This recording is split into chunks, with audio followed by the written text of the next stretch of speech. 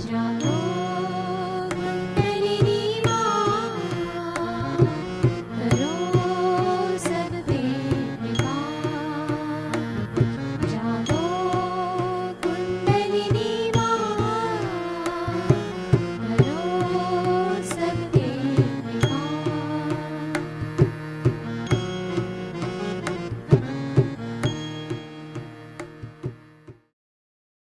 जय श्री माता जी। सहयोग ध्यान के चौथे सेशन में आपका स्वागत है। अगर आपने पहले के 3 सेशन नहीं देखे तो कृपया वह वीडियोस देखकर ही यह वीडियो देखें। पहले के 3 एपिसोड देखकर उम्मीद है कि आप सहयोग ध्यान का आनंद ले रहे हैं और प्रतिदिन ध्यान शाम को जल क्रिया कर रहे हैं। आपको अभी हथेलियों में और तालू पर चैतन्य का स्पष्ट अनुभव हो रहा होगा और ध्यान साधना से निर्विचार स्थिति भी स्थापित हो जाएगी। सहयोग का ज्ञान और ध्यान दोनों आवश्यक हैं। ध्यान करेंगे तो ज्ञान अपने आप से हो जाएगा। स्वयं की चेतना स्थिति का ज्ञान आवश्यक है। ध्यान के दौरान दोनों हथेलियों में और तालू पर ठंडी चैतन्य लहरी का एहसास, यानी नाड़ी व्यवस्था संतुलन में है। अगर बाईं हाथ में गर्मी या भारीपन है तो इसका मतलब है कि हमारा लेफ्ट साइड यानी ईड़ा नाड़ी अभी संतुलित नहीं है। और उसी तरह अगर दाहिने हाथ में गर्मी या भारीपन है, इसका मतलब यानी अपनी सूर्य नाड़ी राइट साइड पिंगला नाड़ी अभी संतुलित नहीं है। चक्रों की स्थिति का भी एहसास आपको धीरे धीरे हो जाएगा। पिछले सेशन में हमने मूलाधार, स्वादिष्ठान और नाभि चक्र के बारे में जानकारी प्राप्त किया। गुरु तत्व के बारे में भी हमने जाना और इस सत्र में हम हृदय चक्र, विशुद्धि चक्र और आज्ञा चक्र के बारे में हम जानेंगे। मिलकर सहयोग ध्यान भी करेंगे और थोड़ी देर श्री माता जी की अमृतवाणी भी सुनेंगे। परम पूज्य श्री माता जी निर्मला देवी जी की कृपा से सहयोग ध्यान से जब कुंडलिनी नाभि भवसागर को पार करके हृदय चक्र में पहुंचती है, तब साधक को ध्यान की गहरा अनुभूति होने लगती है। अनाहत चक्र रक्त परिसंचरण, एंटीबॉडीज का उत्पादन, श्वास क्रिया यानी सांस ले पाना, उरेस्ती की हड्डी यानी स्टर्नम बोन, दिल और फेफड़े जैसे अंगों को नियंत्रित करने वाला हृदय चक्र 12 पंखुड़ियों का है। जामुनी वर्ण या रक्त वर्ण का यह चक्र का तत्व वायु है। ग्रह शुक्र है और विशेष दिन शुक्रवार। तबला और राग दुर्गा इस चक्र के लिए विशेष हैं। हाथ में कनिष्ठिका उंगली और पैर में छोटी उंगली इस चक्र को सूचित करते हैं।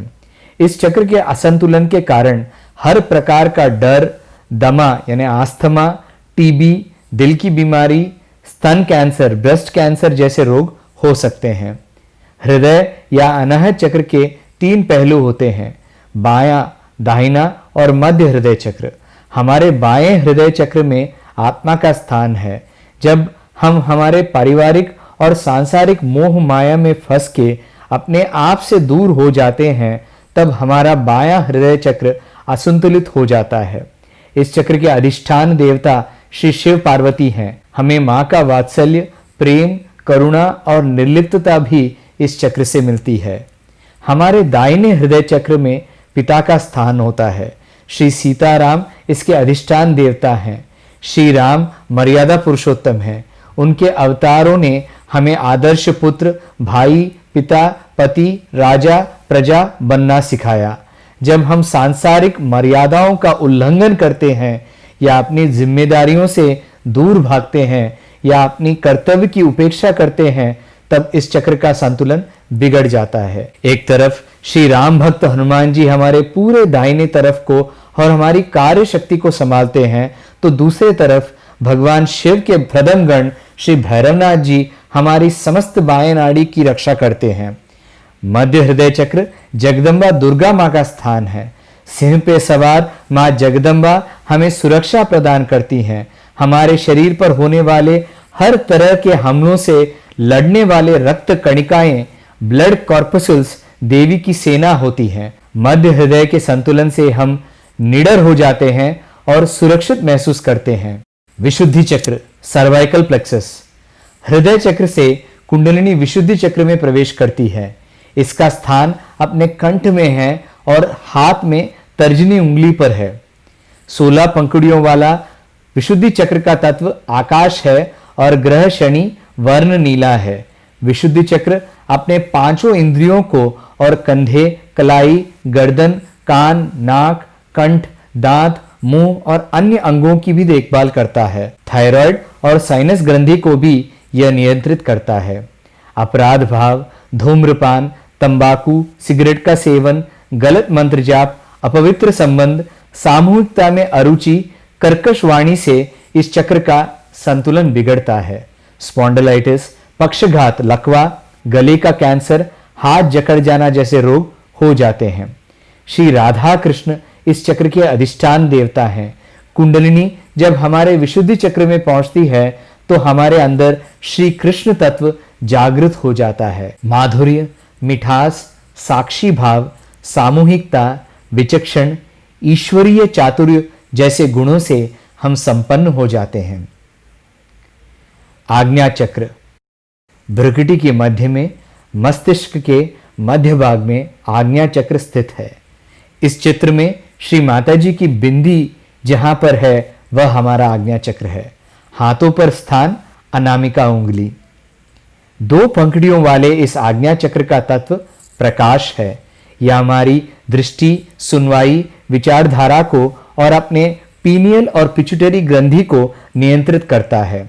अति विचार, अहंकार, अश्लील साहित्य, अश्लील दृष्टि, यौन कल्पनाएं, निर्ममता, क्रूरता से यह चक्र असंतुलित हो जाता है।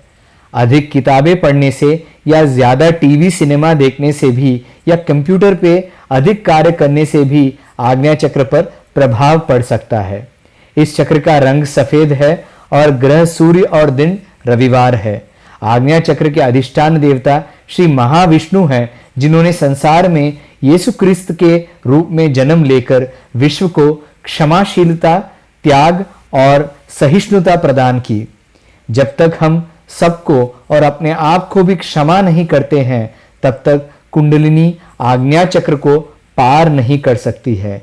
इसीलिए इस चक्र के बीज मंत्र हैं हम और क्षम। ईड़ा नाड़ी वैसे तो बाएं ओर होती है, मगर आज्ञा चक्र पर यह दाहिने ओर मुड़ जाती है और उसी तरह पिंगला नाड़ी जो दाहिने तरफ होती है वह आज्ञा पर बाईं ओर मुड़ जाती है। इसीलिए हमारा दाहिना आज्ञा मस्तिष्क के बाईं ओर और बायां आज्ञा मस्तिष्क के दाहिने ओर होता है। दाहिने आज्ञा के अधिष्ठान देवता श्री गौतम बुद्ध हैं और बाएं आज्ञा के अधिष्ठान देवता श्री महावीर हैं। श्री यीशु, श्री बुद्ध और श्री महावीर तपस्या और क्षमा के अवतार हैं। मस्तिष्क के पीछे वाला हिस्सा जिसे हम बैक आज्ञा कह सकते हैं, इसके अधिष्ठान देवता हैं श्री महागणेश। अहंकार व क्रोध बढ़ना, स्मरण शक्ति कम होना, दृष्टि कम होना, माइग्रेन जैसे समस्याएं आज्ञा चक्र के असंतुलन से बढ़ती हैं। दाहिना आज्ञा चक्र अहंकार के कारण और बायां आज्ञा चक्र प्रति अहंकार यानी गलत आदतों के कारण गुब्बारों की तरह फूलते हैं और इसी वजह से साधक की कुंडलिनी आज्ञा को पार नहीं कर सकती है। मगर परम पूज्य श्री माता जी की कृपा से जब हम खुद को और दूसरों को भी क्षमा कर देते हैं तब कुंडलिनी आज्ञा चक्र पर पहुंचकर हमारे फूले हुए अहंकार और प्रति अहंकार के गुब्बारों को समतल कर देती है। जब कुंडलिनी आज्ञा को पार कर जाती है तब अपने आप हम निर्विचार हो जाते हैं। अभी हम मिलकर थोड़ी देर ध्यान करते हैं। पहले श्री माता जी को प्रणाम करके कुंडलिनी चढ़ा के बंधन लेते हैं। यह क्रिया ध्यान से पहले और ध्यान के बाद हम हमेशा करते हैं। श्री माता जी का वीडियो देखते हुए उन्हीं के साथ अब हम यह क्रिया करेंगे। जय श्री माता जी। ये जो कुंडलिनी की प्राप्ति की जो इच्छा है, चढ़ाने की जो इच्छा है, इस हाथ से प्रदर्शित करते हुए इस तरह से कुंडलिनी के ऊपर पकड़ी जाए। पहले लेफ्ट हैंड नीचे। अब ये जो हाथ है इसको घुमाना है। अब जिसको कहते हैं घड़ी के कांटे के जैसे क्लॉकवाइज ये हाथ सीधा चलेगा और वो हाथ घुमाना है।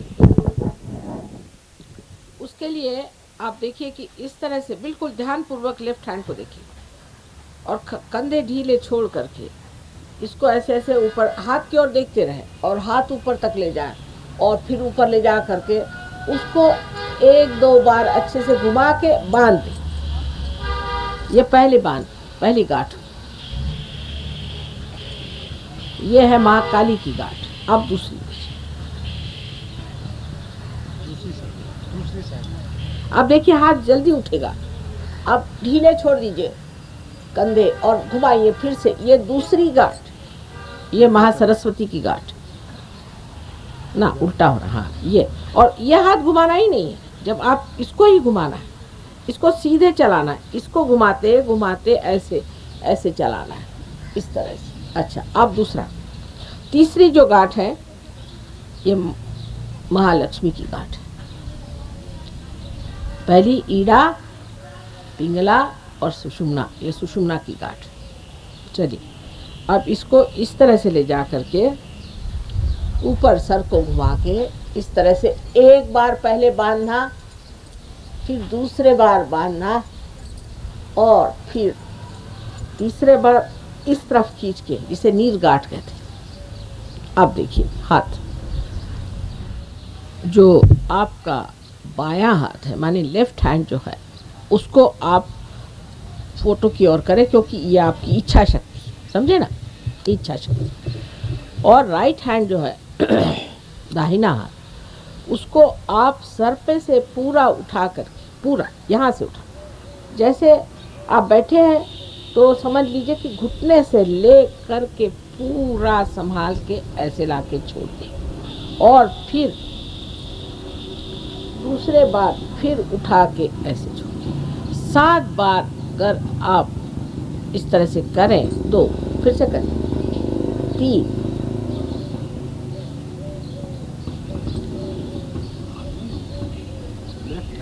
4,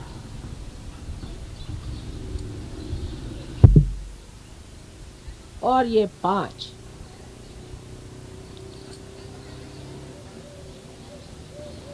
6 और ये 7। अब देखिए 7 अर्ध मात्रा से 3.5 मात्रा बन जाती। कुंडलिनी चढ़ा के बंधन लेने के बाद हम दोनों नाड़ियों को संतुलित करके ध्यान करेंगे। पहले हम ईड़ा नाड़ी को संतुलित करेंगे। बायां हाथ गोदी में रख के दाहिना हाथ को ज़मीन पर रखिए और माँ से प्रार्थना कीजिए, माँ मेरे बाएं नाड़ी तंत्र को स्वच्छ कर दीजिए।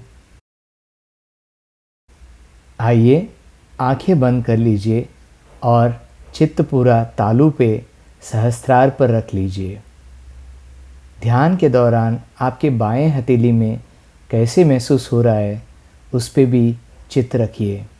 हथेली के बीचों बीच उंगलियों पर कैसे लग रहा है ज़रा परखिए। बाएं हथेली में अगर गर्मी लग रही हो या कुछ भारीपन लग रहा हो तो माँ से प्रार्थना कीजिए, माँ इस गर्मी को, इस भारीपन को आप धरती माँ से दूर कर दीजिए। पूर्ण हृदय से माँ से मांगिए।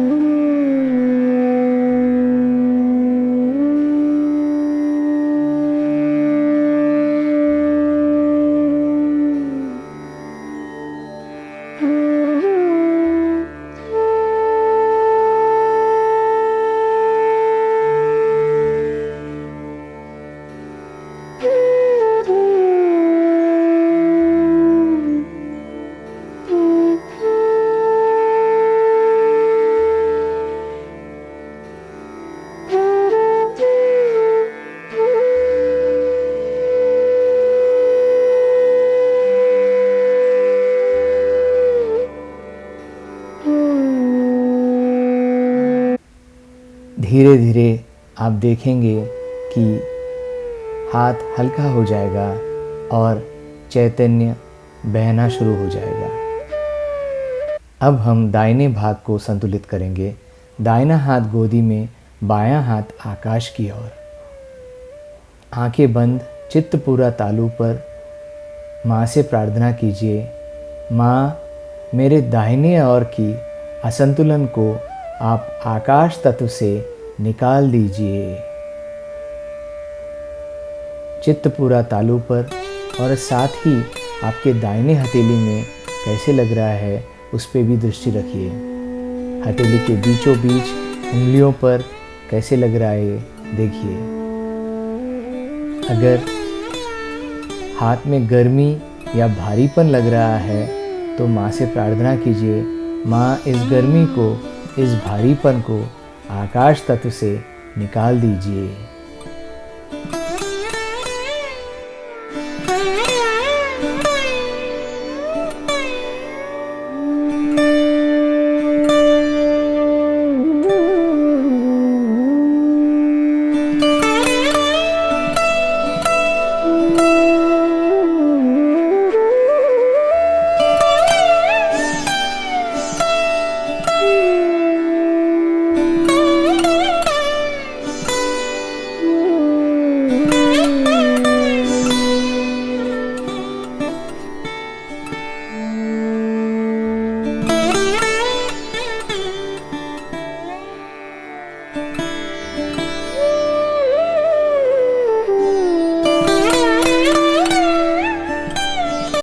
धीरे धीरे आप देखेंगे कि दाहिना हाथ में चैतन्य बहने लगेगा और हाथ हल्का हो जाएगा और ठंडी चैतन्य लहरों की स्पष्ट अनुभूति मिलेगी।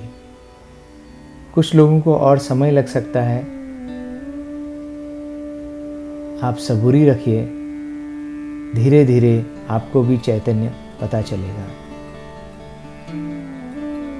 अब दोनों हाथ गोदी में रखेंगे और माँ से प्रार्थना करेंगे, माँ हमें निर्विचारिता दीजिए, हमारे सारे विचार दूर कर दीजिए। चित्त पूरा तालु पे रखिए और अब हम 1-2-3 मिनट ध्यान करते हैं। चित्त तालु पे रखिए और साथ ही दोनों हथेलियों में भी कैसे लग रहा है उस पर भी ध्यान रखिए।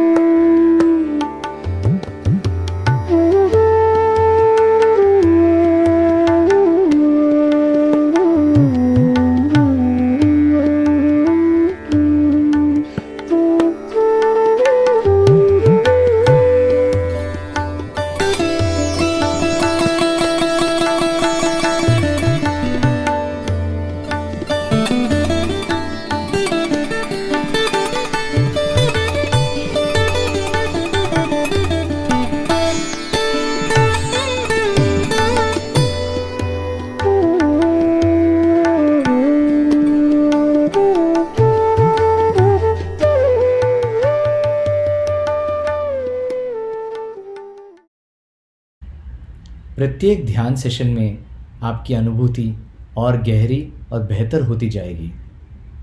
अब हम ध्यान में ही बैठकर चित्त सहस्रार पर रख श्री माता जी की अमृतवाणी एक 10 मिनट के लिए सुनेंगे। दूसरी बात गणों की ऐसी होती है कि हमेशा हमारे शरीर में भी वो कार्यान्वित रहते हैं। शरीर से बाह्य की चीजें जो करते हैं वो सिर्फ आप जब पार हो जाते हैं, जब आपका संबंध परमात्मा से हो जाता है, तब वो आपका शरीर और आपका सब धन और आपकी सब चीजें, बच्चे, सबको संभालते हैं। पर उससे पहले हमारे अंदर वो एंटीबॉडीज बन करके जीते हैं। और ये जो एंटीबॉडीज होती है यही हमें रोगों से बचाती है और उससे हम लड़ झगड़ सकते हैं।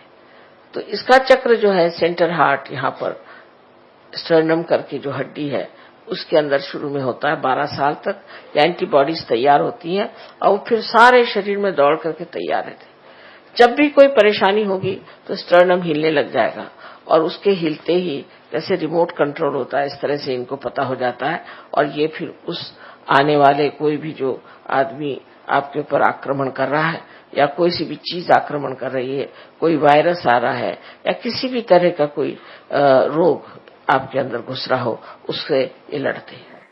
अब हृदय की पकड़ जब आदमी मनुष्य को क्यों होती है?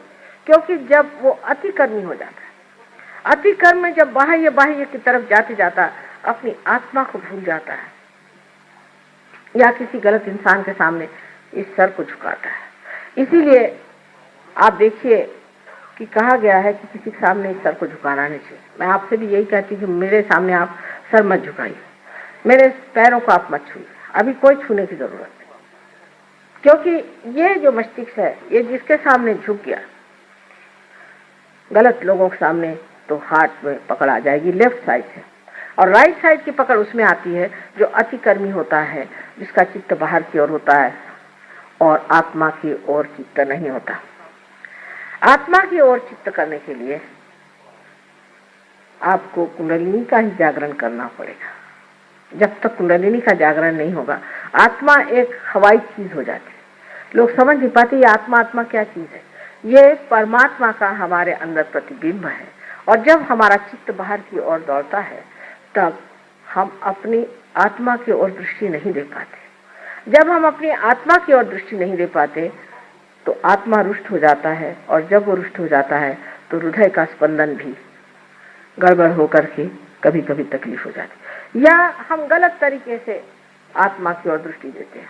किसी गलत अनधिकार किसी आदमी के पास जाते हैं जो अनधिकार चेष्टा करता है, ऐसे आदमी के पास जाकर के हम दीक्षाएं लेते हैं, उनके पांव पर गिरते हैं, तब भी आत्मा रुष्ट हो जाता है। ये क्यों नहीं देखता किसके पैर छू रहा है? तू मानव है, तुम्हारे अंदर मेरा वास है। जब तक तू ऐसे लोगों के पैर छूता रहेगा मैं तुझसे रुष्ट रहूंगा।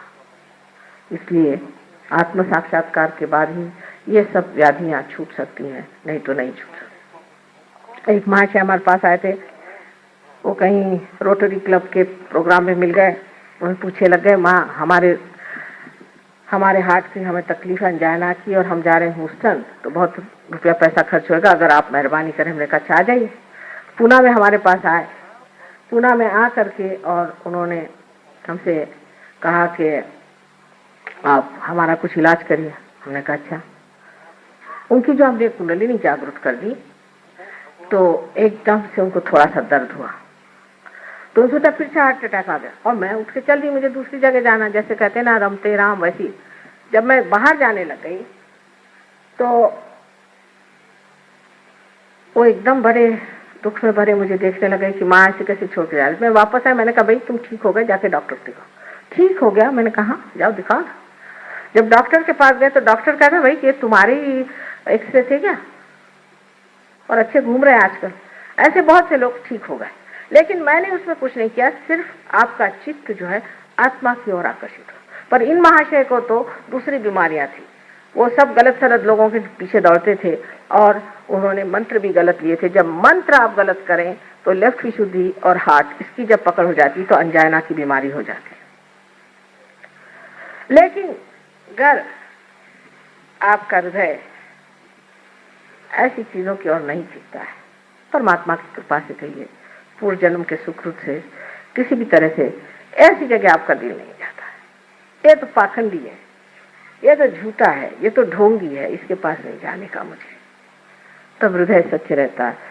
दास कबीर जतन से ओढ़ी, जैसी की तैसी रख दीनी चदरिया। जब ऐसे घटित होता है तब हार्ट अटैक आने की कौन सी बात है। आत्मा संतुष्ट है आपसे, आप धर्म में बैठे हैं, जब मौका आएगा कुंडलिनी जागृत होगी और आप पटाख से पालेंगे, जिसे आत्म साक्षात्कार कहते हैं। विशुद्धि चक्र जो है श्री कृष्ण का चक्र है, इसमें 16 कलाएं हैं। इसी प्रकार 16 सब प्लेक्ससेस, जिसको कि हम पंखुड़ियां कहते हैं, हमारे अंदर है। और जो कुछ भी हमारे अंदर अ आ ई उ ऊ ए आई आदि जितने भी हमारे अंदर जिसे वॉवेल्स कहते हैं वो है, वो सारे इसके बीज मंत्र हैं। जिस वक्त आप कोई गलत मंत्र कहते हैं तो वो मंत्र की वजह से कोई गलत इंसान की प्रेतात्मा यहाँ के बैठ जाती है। जब आप गलत पूजन करते हैं, गलत तरीके से आप किसी भी मेडिटेशन को या किसी भी गलत गुरु के पास जा करके और दीक्षा लेते हैं, तो ये आपका चक्र पकड़ जाता है। ये चक्र पकड़ जाने से आपको अनेक बीमारियां होती हैं। उसमें से विशेषकर जो बीमारी होती है जिसे हम थ्रोट कैंसर कहते हैं, जो आपके कंठ के पास शुरू होता है और धीरे धीरे बढ़ते बढ़ते नीचे की ओर बढ़ता हुआ सारे आपके लंग्स को पकड़ लेता है। और कोई कोई लोग तो सभ्यता की दृष्टि से सोचते हैं कि हमेशा दोषी रहना ही अच्छा है। जैसे सवेरे उठिए, उनसे बात करिए, माफ करो माफ करो माफ करो। भाई क्या हो गया, आखिर क्यों परेशान हो रहे हो, ठीक से तो बात करो। सवेरे से उनको यही लगता है कि मैंने कुछ ना कुछ गलती कर दी है। अंग्रेजी भाषा भी ऐसी है कि बोलते वक्त हमेशा आई एम अफ्रेड। भाई काहे के लिए अफ्रेड, आपसे तो दुनिया अफ्रेड है। 17 मरतबा I am sorry I am sorry I am sorry. Sorry है तो क्यों ऐसा काम करते हो। तो जिस आदमी में इस तरह की न्यूनता की भावना आ जाती है, वो भी लेफ्ट विशुद्धि पकड़ लेता है।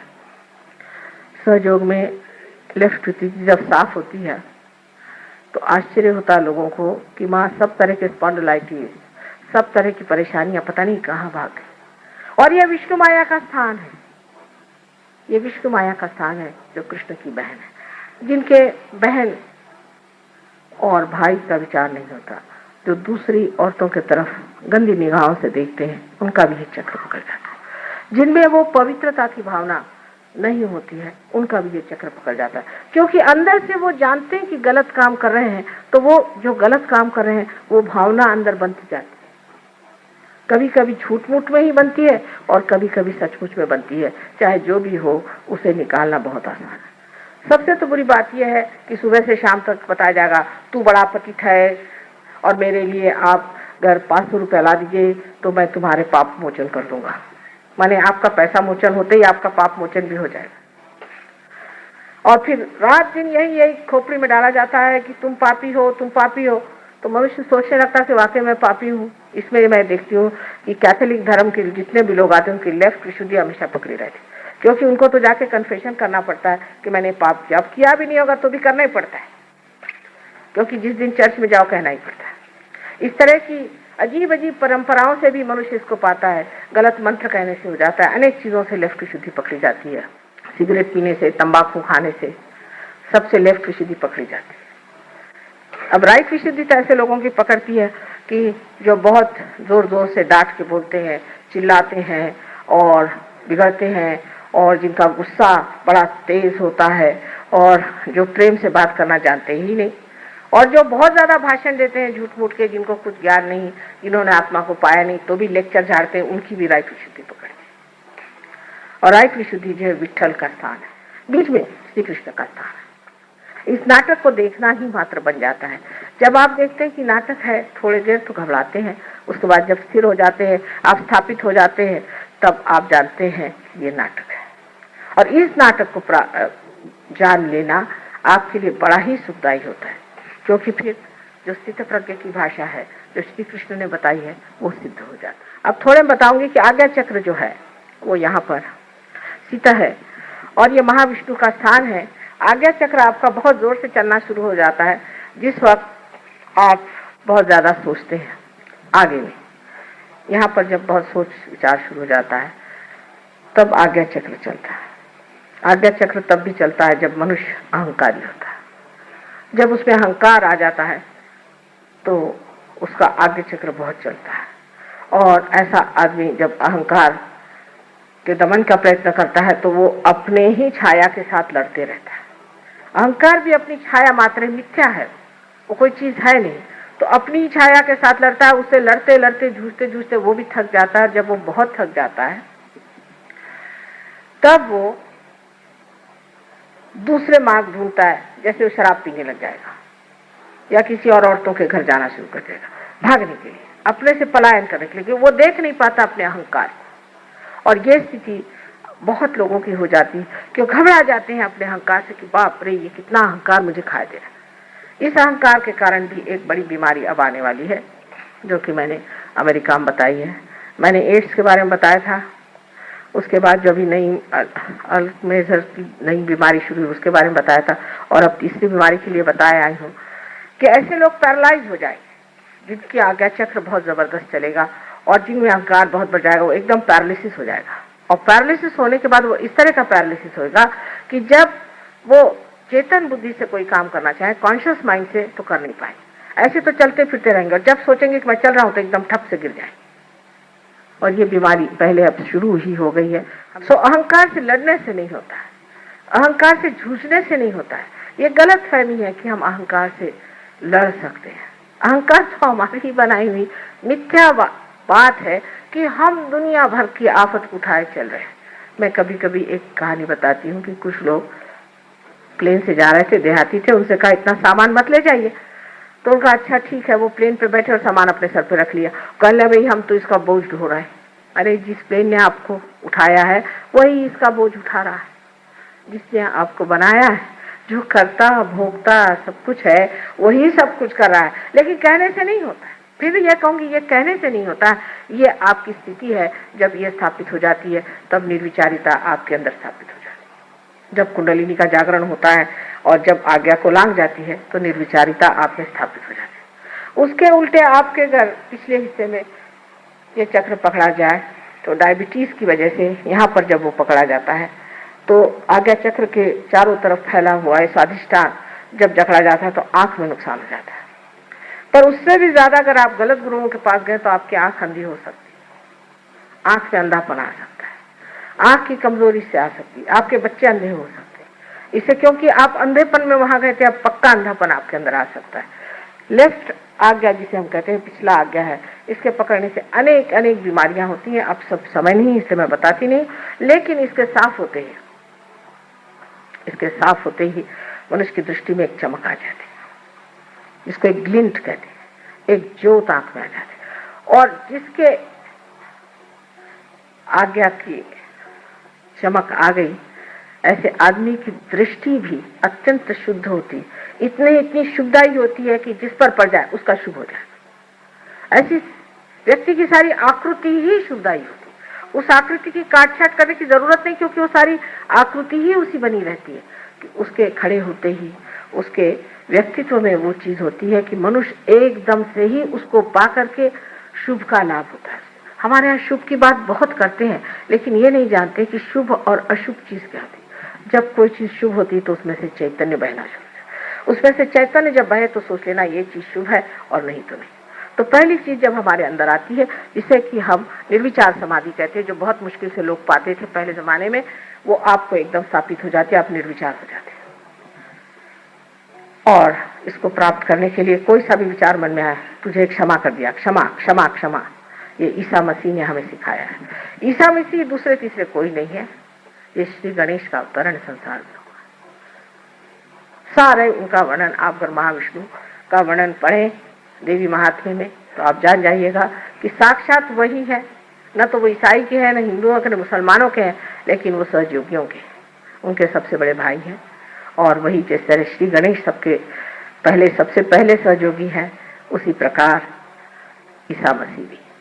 ईसा मसीह का नाम भी बड़ा सुंदर लिखा गया, क्योंकि उनका नाम ख्रिस्त है।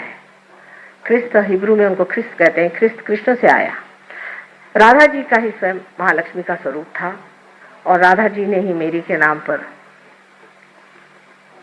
नाम से ही जन्म संसार में लिया और उन्होंने ही ये बच्चा पैदा किया है। या आप अगर देवी महात्म्य पढ़े तो आप जान लीजिएगा। और उस राधा का ही ये पुत्र है जो श्री कृष्ण से पैदा हुआ। और जब वो बाप की बात करते हैं तो सिर्फ श्री कृष्ण की बात करते हैं। ईसा मसीह की सिर्फ 2 उंगलियां ऐसी रहती हैं। ये उंगली विशुद्धि चक्र की है जो कृष्ण की है और ये नारायण की। दूसरा नाम उनका जो जीसस है उसको हिब्रू में यीशु कहते हैं। आप जानते हैं यशोदा जी का नाम यीशु ही होगा, उनको यीशु पुकारते थे, इसीलिए राधा जी ने सोचा कि इनका नाम यीशु लिखते हैं। अब ये ईसाइयों को कौन जाके बताए और हिंदुओं को कौन जाके बताओ। जब मैं आपसे ईसा मसीह की बात करती हूँ तो लोग निकालते हैं कि माँ तो यहाँ सबको ईसाई बना रही है, और जब मैं वहाँ कृष्ण की बात करती हूँ तो सब लोग कहते हैं इनको मैं हिंदू बना रही। मुझे किसी को कुछ बनाने का नहीं, मुझे सिर्फ आप जो हैं, जो आपकी चीज खोई है वो आपको देने की है, बस। इन सब झगड़ेबाजी में मैं हूं नहीं। आपकी जो अंदर सुंदर स्थिति है उसको आपके लिए जो उसकी कुंजी जो है मुझे आपके सुपुर्द करनी है। ध्यान में ही बैठे रहें और आपके अंदर से जो चैतन्य बह रहा है उसका आनंद लीजिए। धीरे धीरे आँख खोलिए और अपनी चैतन्य स्थिति को परखिए। बायां हाथ श्री माता जी की ओर, दाहिना हाथ सर के ऊपर तालू से एक आधा इंच या 1 इंच ऊपर रखकर यहाँ देखिए आपको कैसे महसूस हो रहा है। थोड़ा ऊपर भी रख के देख सकते हैं। यहाँ कैसे लग रहा है, ठंडा या गर्म। दाहिना हाथ नीचे रख के श्री माता जी की तरफ, बायां हाथ सर के ऊपर रख के देखिए कैसे लग रहा है। अति सूक्ष्म है ये, तो आपको आराम से देखना होगा कैसे लग रहा है। सर के थोड़ा ऊपर भी रख के देखिए।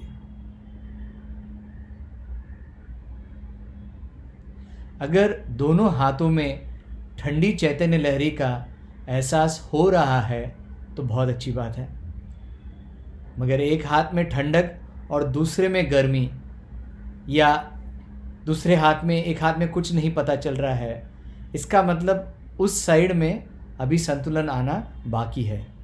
कुंडलिनी अपने आप संतुलन आपके अंदर लाएगी। श्री माता जी की कृपा से कुंडलिनी माँ हमारे अंदर कई जन्मों की कर्मों को और सभी चक्रों और नाड़ियों की स्थिति को संतुलन में ला रही है। श्री माता जी के प्रति विनम्र भक्ति और स्वयं के प्रति विश्वास रखकर अपनी साधना जारी रखें। श्री माता जी को प्रणाम करके अब हम कुंडलिनी चढ़ा के बंधन लेते हैं। जैसे हमने सेशन के आरंभ में किया उसी तरह जैसे श्री माता जी ने बताया, पहली बार 1 गांठ, दूसरी बार 2 और तीसरी बार 3 गांठ। ये हुआ कुंडलिनी चढ़ाना।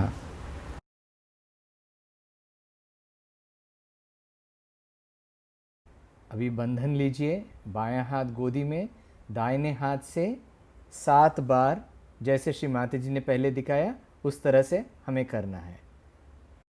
अगले सेशन में हम सहस्रार चक्र के बारे में जानेंगे।